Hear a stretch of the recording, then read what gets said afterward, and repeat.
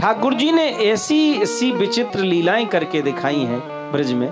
है तो सुनने में बड़ी साधारण लगती, लेकिन ये प्रेम रस से भरी हुई लीला है। गोविंद गोपियों के घर जाते हैं, मक्खन चुरा चुरा के खाते हैं। सज्जनों, वैसे तो ठाकुर जी को किसी के यहाँ चोरी करने जाने की जरूरत थी नहीं। उनके घर में माखन, दूध, दही, मिश्री की कोई कमी नहीं, सब तरह का आनंद था।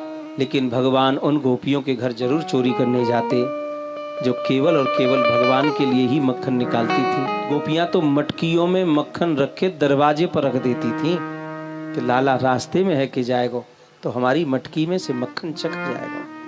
यदि हमारे द्वारा निकाले गयो मक्खन गोविंद ने चख भी लिया तो हमारा जीवन धन्य है जाएगा, ये भाव था। बाकी ठाकुर जी ने जो मक्खन चुरायो, देखो ठाकुर जी ने माखन चोरी करी है, ठाकुर जी ने वस्त्र भी चुराए हैं गोपियों के, लेकिन ठाकुर जी ने जो मक्खन चुरायो वो काऊ के घर में जाके दूध दही से निकलने वाला जो मट्टी की मटकी में रखा जाता है वो मक्खन नहीं चुराया।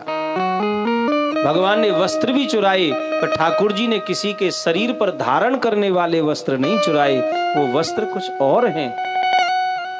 क्या भगवान ने क्या चुराया?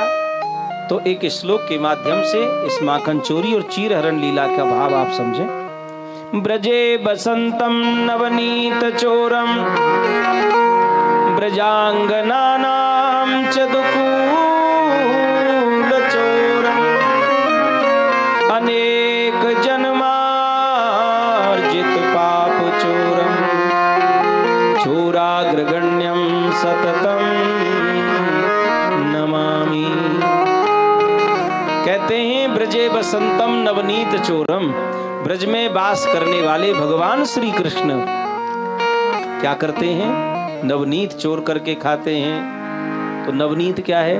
नवनीत कहते हैं माखन को, पर मक्खन वो नहीं जो दूध दही से निकलता है, मक्खन वो नहीं जो मटकी में रखा रहता है। तो वो मक्खन कौन है? भगवान श्री कृष्ण है, ईश्वर, जीव है ये गोपी। और देखिए गोपी कोई स्त्री नहीं है, गोपी कोई पुरुष नहीं है। गोपी का अर्थ है गो माने इंद्रियां, पी माने पीना। जिस जीव की प्रत्येक इंद्री केवल कृष्ण रसपान करने में मस्त है, ऐसा हर जीव गोपी है, चाहे वो पुरुष हो चाहे वो स्त्री। इसमें स्त्री पुरुष का कोई भेद नहीं है साहब। तो ऐसे जीव के हृदय रूपी मटकी में ध्यान देंगे, यदि प्रेम रूपी मक्खन है, उस मक्खन को चखने के लिए गोपाल हृदय तक पहुंच जाते हैं। भगवान ने हृदय का प्रेम चुराया है, उस प्रेम को मक्खन की समझा दी है। ब्रजांगनानाम चदुकूल चोरम, भगवान ने ब्रज गोपियों के वस्त्र चुराए हैं। श्लोक कह रहा है ब्रजांगनानाम चदुकूल चोरम, ब्रज गोपियों के वस्त्र चुराते हैं। लेकिन भगवान ने किसी के शरीर पर धारण करने वाले ये साड़ी, चोली, चुन्नी, लहंगा, फरिया ये नहीं चुराए। वो धर्म के संस्थापक हैं, वो कभी भी ऐसा नहीं कर सकते। क्यों करेंगे वो ऐसा? भगवान ने शरीर पर धारण करने वाला वस्त्र नहीं चुराया। भगवान श्री कृष्ण है ईश्वर, जीव है गोपी और अज्ञान है वस्त्र। भगवान श्री कृष्ण ने अपने जीव के, अपने भक्त के हृदय से अज्ञान रूप वस्त्र का हरण किया और उसमें ज्ञान का प्रकाश भर के वापस प्रदान भी कर दिया। भगवान का ये वस्त्र हरण लीला का आध्यात्म भाव है। और इतना ही नहीं, अनेक जन्मार्जित पाप चोरम चोराग्रगण्यम सततम नमामि। अपने सन्मुख आए हुए भगवान अपने जीव को, अपने भक्त के एक नहीं अनेकों अनेक जन्मों के जो पाप कर्म हैं, भगवान उनका भी हरण कर लेते।